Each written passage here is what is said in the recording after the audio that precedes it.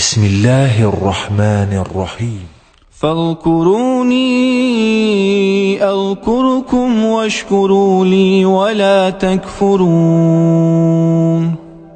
يا أيها الذين آمنوا استعينوا بالصبر والصلاة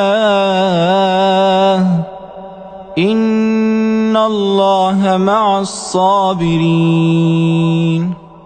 ولا تقولوا لمن يقتل في سبيل الله أموات بل أحياء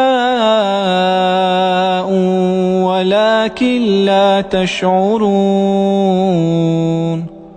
ولنبلونكم بشيء من الخوف والجوع ونقص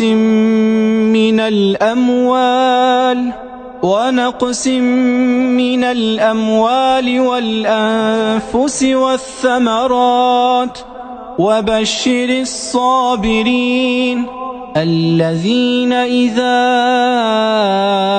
أصابتهم مصيبة قالوا إنا لله وإنا إليه راجعون.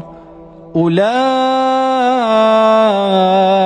عليهم صلوات من ربهم ورحمة وأولئك هم المهتدون.